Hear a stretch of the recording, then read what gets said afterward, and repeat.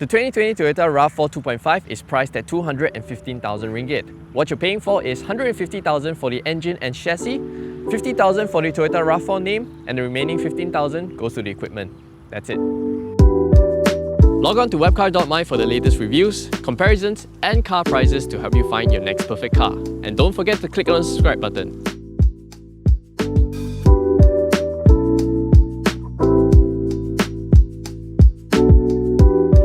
Hello everybody, it's Adrian for WapCar.my and I'm all about the details. The Toyota RAV4 when it was first launched is a very controversial topic, mainly due to its price of 215,000 ringgit. For that kind of money, you can easily get a BMW X1. Would you rather have a BMW badge or a Toyota badge? But then again, the Toyota RAV4 is one of the longest nameplate for SUVs in Malaysia, and a lot of consumers still akin to an SUV equals Toyota RAV4. The name RAV4 originally meant Recreational Activity Vehicle 4-wheel drive. It's a car that you can take it to anywhere, and go to places for adventures. But now in its 5th generation, the name RAV4 stands for Robust, Accurate Vehicle 4-wheel drive. What does that even mean? But if I were to separate the three words together, robust. Definitely the design looks very strong, very robust. It just gives a lot of road presence. I've been driving it for a couple of days and people just stare and look at the car. It just has this wide menacing grille, lots of strong body lines. I think compared to the CR-V, which looks a little bit like an Autobot's face, this RAV4 will stand the test of time a little bit better. And when you walk around the car, you'll find lots of these plastic claddings that doesn't make the car look cheap. In fact, I think it suits the RAV4 very well. Boot space.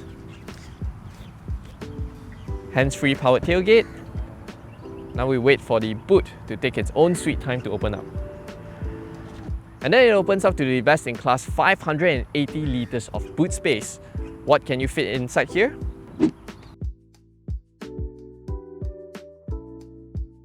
But that's all the available boot space you get in the RAV4, because underneath the false boot floor is a space-saver spare wheel, so you don't have any other compartments to chuck in more stuff. I like this covered power tailgate button. It just ties in with the robust name of the RAV4. Then you wait and wait and wait till it finally closes.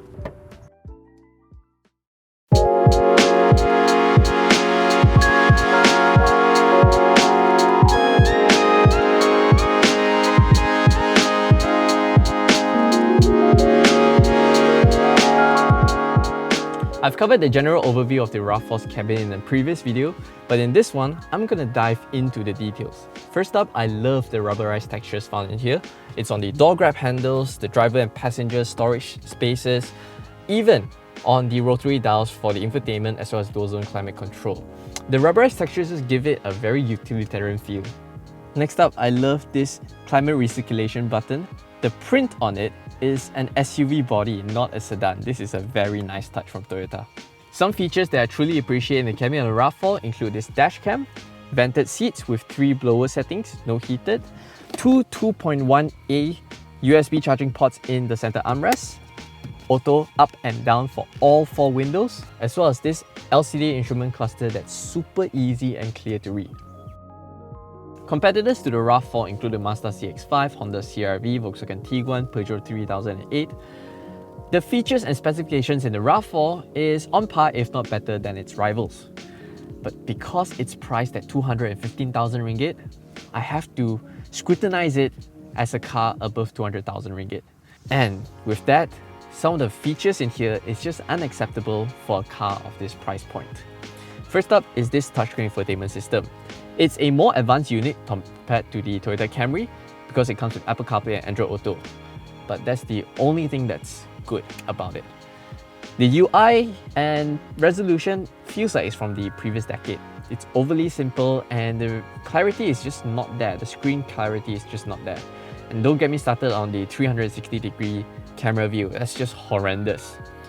The sound quality in here for a car priced over 200,000 ringgit, honestly, it's really not that great because the Toyota Yaris and Vios, I feel that those two has a better sound system compared to the RAV4. The bass is quite boomy, but it doesn't give you that hard thumping bassy notes. The clarity is just meh. And yeah, it's just not a great infotainment. For an SUV, the cabin ergonomics of a RAV4 is surprisingly not that great because everything just feels a little bit tight in here. If you're like me, you like to empty out your pockets whenever you get into the car, phone and wallet. The only places you can put are the center cup holders, Qi wireless charging tray, then you cannot use the Qi wireless charging tray. Only places you can safely put it is the passenger storage space as well as the driver's side compartment. That's about it. Oh, and the Qi wireless charging tray, it's a nice feature to have, don't get me wrong, but Toyota, you could have done a little bit better on the design. Because let's say you have your phone, you put it, it's connected, it's charging. The moment you start driving, your phone just slides forward and backwards, and then Qi wireless just doesn't connect and charge your phone. Big bottle test, only on the center cup holders because the side is completely hopeless. Yeah, it doesn't want to stuff it in. So you can only put it here. Into the back seats of the RAV4, I have the front seat adjusted to my usual driving position and I'm 175 cm tall. Knee room, very generous, but space in the footwell, however, is a little bit tighter compared to the Honda CR-V. But you're able to slot your feet underneath the front seat, so that's great. Headroom, 2 and a bit tennis balls worth of space, really great. Amenities in here include rear air vents, 2 USB charging ports, these are the fast charging type 2.1A, but only 1 rear back pocket which is on the passenger side. Center armrest with 2 cup holders, as well as my favorite part, reclinable rear seats. There are a few other things that irks me about the RAV4. For example, the passenger seat is still manual adjustment, the dome lights are not LEDs, and most annoying of them all, it doesn't come with auto folding side mirrors for a 215,000 ringgit car. But like I said in my opening statement, a bulk of your money goes to the platform. The RAV4 is not just a jacked up version of the Corolla Altis, even though both of them are C segments. The RAV4 is riding on the TNGA K platform, which is the same one as seen in the Toyota Camry, which is a D segment, as well as the Lexus ES, which is a premium luxury limousine. So think of it as a SUV version of the Toyota Camry. And with TNGA, Toyota promises that it's going to be dynamic, fun to drive, comfortable, because it has double wishbones suspension on the rear. I'm going to find out just how good the RAV4 is to drive.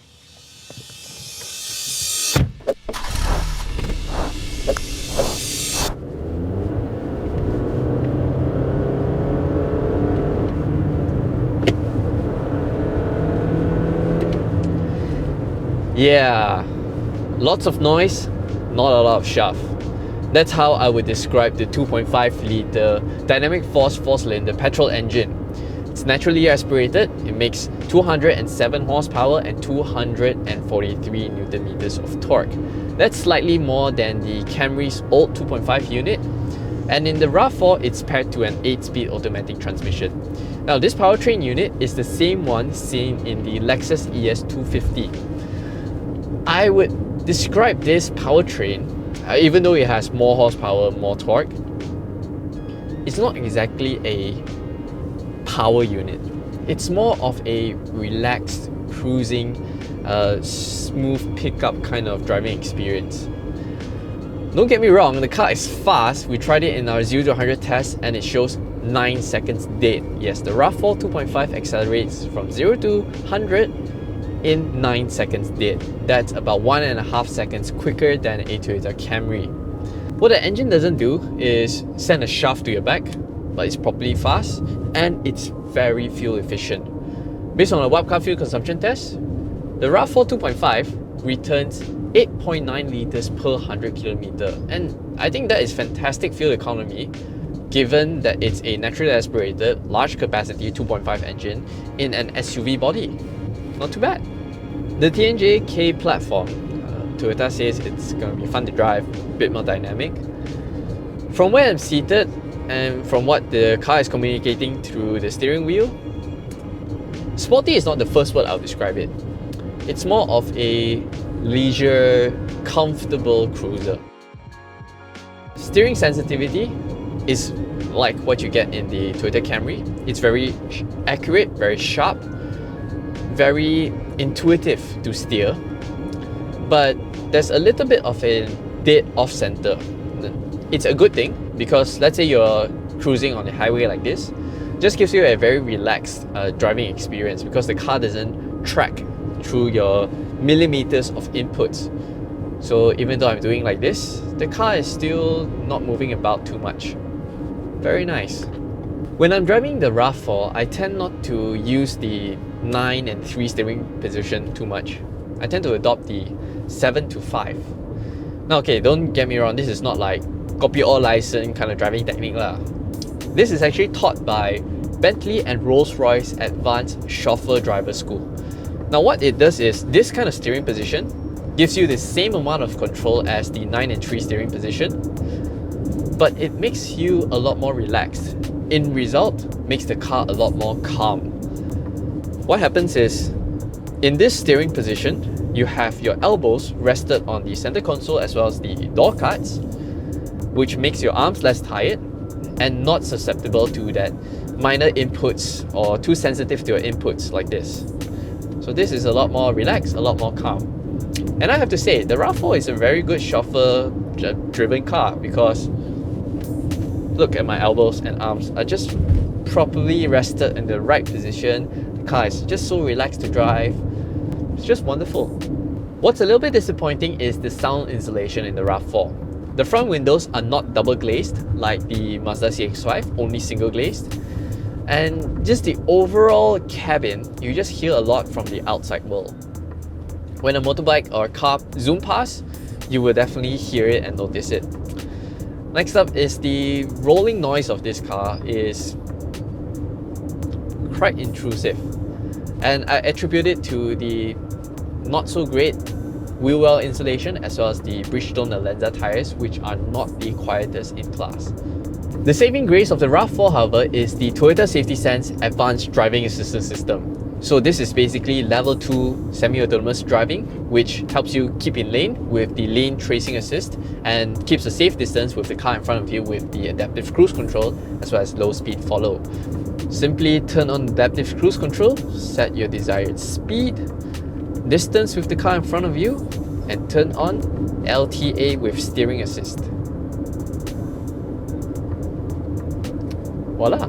Now this is a very bad example, always keep your hands on the steering wheel, but I just want to demonstrate just how intuitive and natural the TSS does to keep the car in lane and even helping with steering the corners. This is a gentle corner, staying well within its lane, turning very naturally,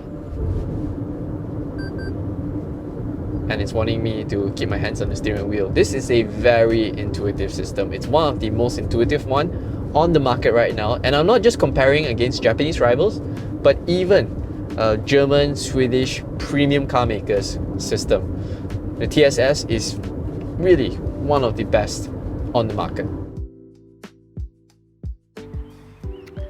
So the RAV4, is it robust? Yes. Is it accurate? Steering is pretty accurate. Is it a vehicle? Yep.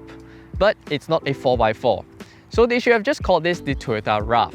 Okay, jokes aside, the RAV4 is a very complete SUV. It has generous amount of space, great features, and the ride quality is just top notch. It even puts rivals, premium rivals of its same price point to shame. But who would pay 215,000 ringgit for this car? Like my opening statement, I think that a bulk of the money goes to its chassis, platform, as well as the engine. But to other people, all their 215,000 ringgit backs them this, and that's more than enough. As always, thanks for watching. We hope you enjoyed this video. Make sure to subscribe to our YouTube channel for more videos like this, and let us know in the comment section below. Among the Japanese SUVs, would you pick the RAV4?